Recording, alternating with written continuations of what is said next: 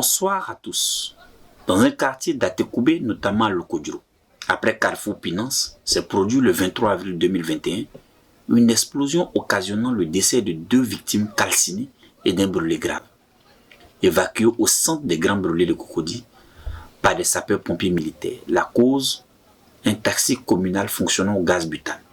Un accident qui a choqué les consciences des populations abidjanaises et par-delà la Côte d'Ivoire entière. Face à ce choc, il faut situer les responsabilités. À qui la faute?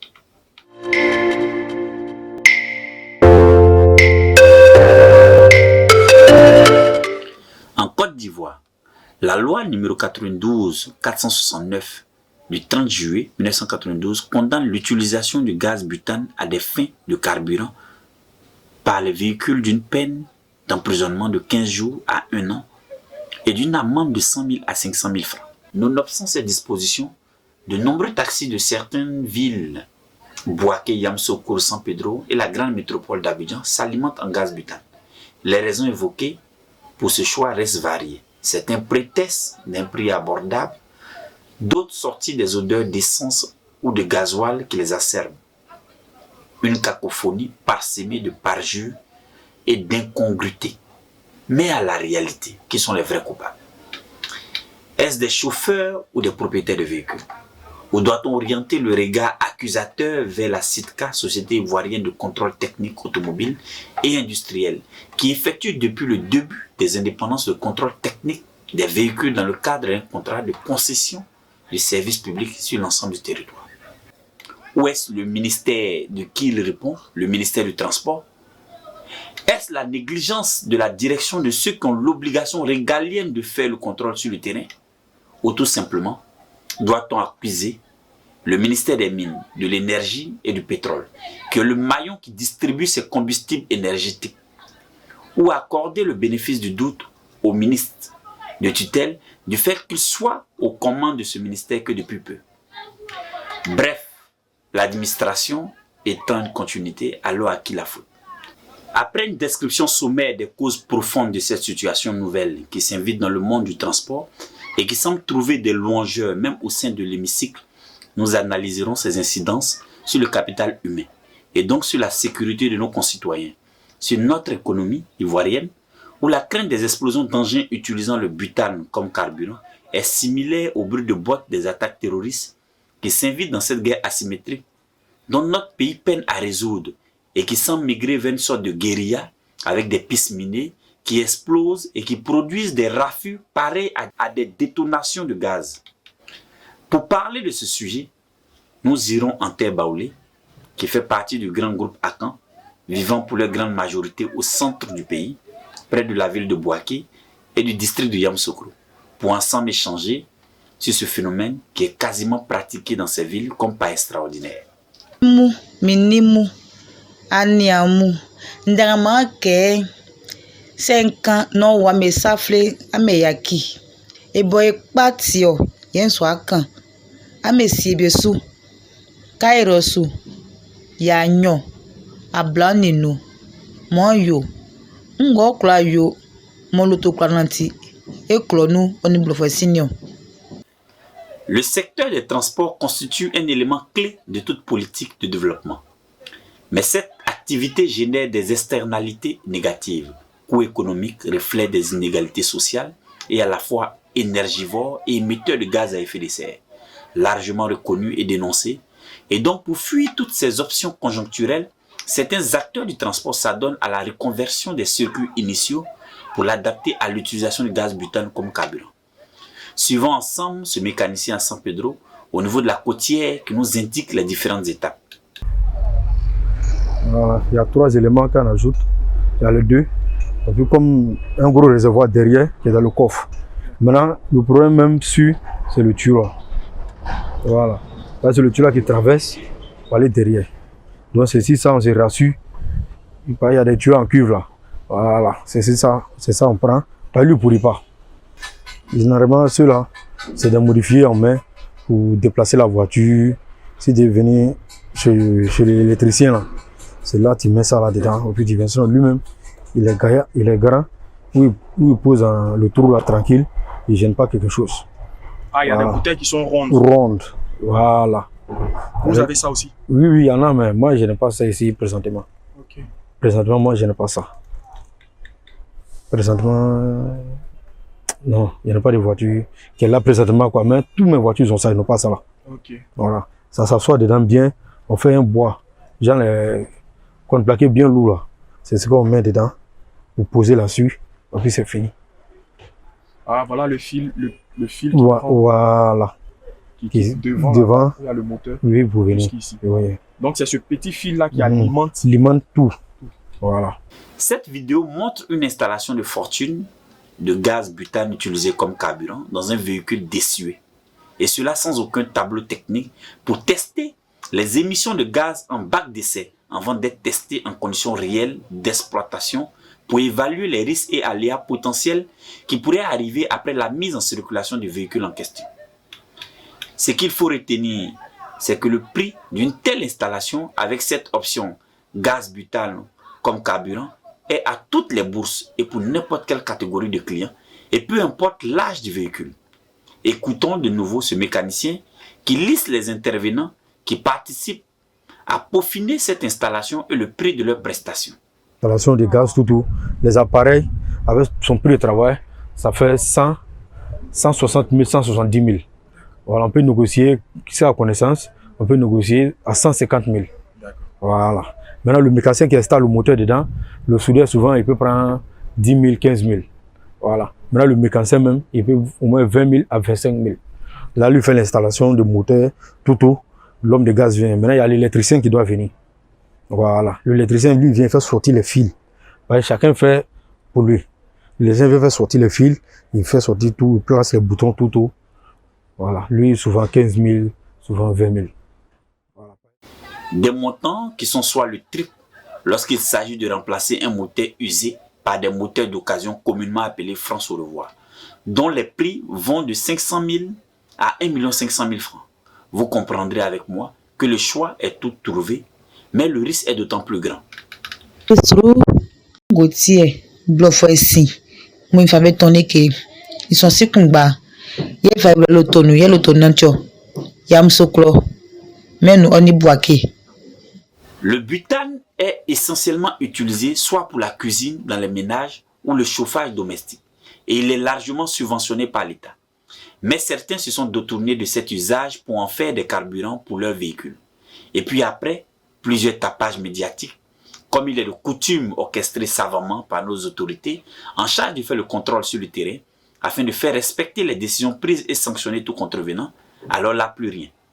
Aucun suivi et très fréquemment, on passe bien des fois à autre chose. Mais regardons ensemble ce documentaire de France 24 dans son édition Journal d'Afrique. D'Ivoire. Dans le pays, on roule de plus en plus au gaz butane. Dans plusieurs villes, le butane est en passe de remplacer l'essence. La quasi-totalité des taxis de Yamoussoukro roulent au gaz domestique, une pratique illégale et risquée. Des explosions et des incendies sont régulièrement à déplorer. Reportage de notre correspondant Thaïs Brook. Yamoussoukro, ses grandes avenues rectilignes, sa basilique et ses taxis au gaz. Innocent Quadio est chauffeur de taxi depuis 3 ans. Je roule le gaz d'abord parce que c'est avantageux concernant le prix, le coût. Le diesel nous rend cher, ça nous revient cher. Le plein serait 2 fois moins cher. Selon lui, impossible de gagner sa vie en roulant à l'essence, car dans la capitale politique, les avenues sont larges, les distances importantes. Le constat est que cette pratique qui a la peau dure résiste pour plusieurs raisons.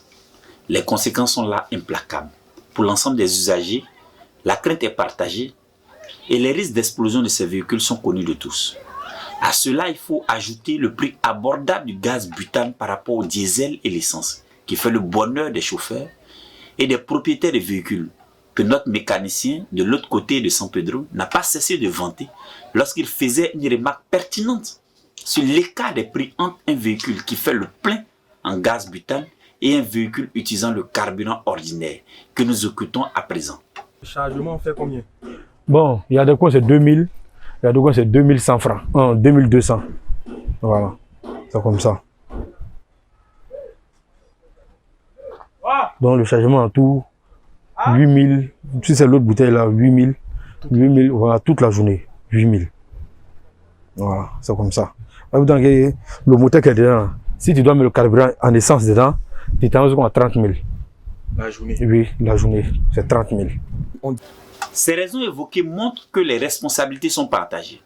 Et pour bon nombre d'Ivoiriens ne comprennent pas que le gouvernement et les autorités de notre pays, à qui incombe la responsabilité d'orienter la vie sociopolitique et veiller au bien-être des citoyens au sein de cette nation, laissent faire et ce désengagement fait prospérer ces pratiques. Tout de même, écoutons Franck Kwame, propriétaire de cette station improvisée à Yamoussoukro, qui reconnaît l'illégalité de l'activité, mais considérée avec indulgence. Dans ces stations d'un genre un peu particulier, un système artisanal permet de remplir la bonbonne encastrée dans le coffre, mais ces bouteilles de gaz sont destinées à l'usage domestique, subventionnées par l'État. Tous ont conscience d'exercer une activité illégale. Voilà, c'est pas légal parce que les autorités nous traquent pour ça.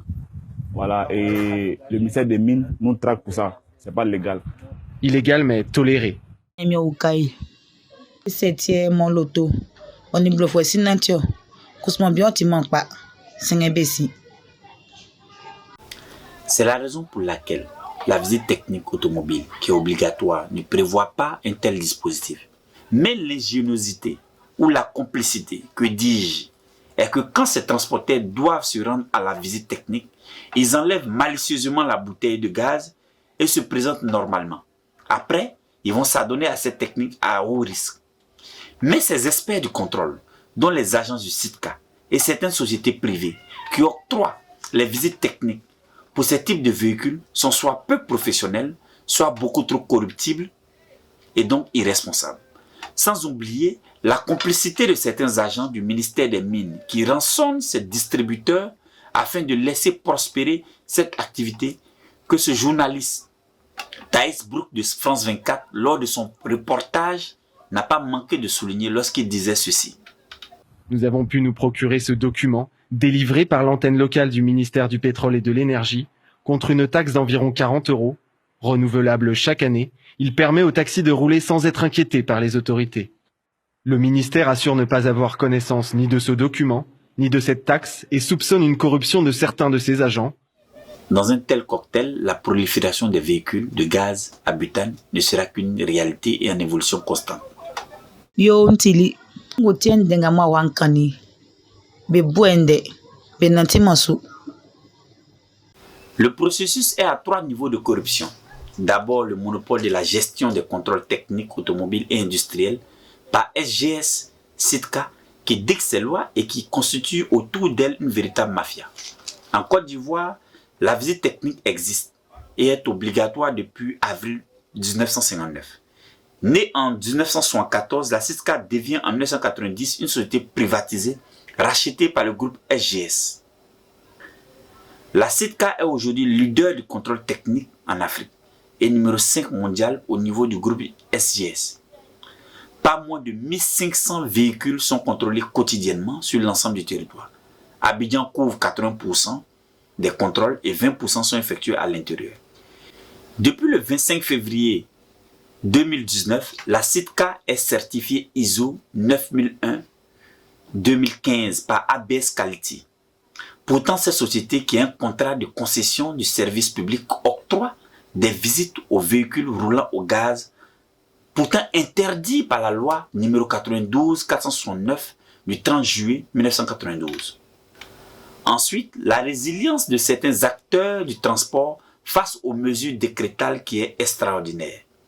En effet, ce décret numéro 2017-792 du 6 décembre 2017 portant limitation de l'âge de certains véhicules, dans son article 14, abroge toute disposition antérieure, contraire et toute difficulté du décret numéro 2002-306 du 29 mai 2002, portant libéralisation à l'importation des véhicules de tourisme et des véhicules automobiles usagers destinés au transport de marchandises et de personnes. Ce décret a priori scelle le sort de ce type de véhicules, mais force est de reconnaître que 80% des véhicules qui utilisent le butane comme carburant sont tous de vieux véhicules et cela pose un problème de réforme du système judiciaire et de contrôle, maillon faible dans la lutte contre cette anarchie. Et enfin, le mutisme des agents de contrôle des mines, de l'énergie et du pétrole. Il faut dire que c'est à eux de traquer les contrevenants à la loi. Alors pourquoi ils laissent faire?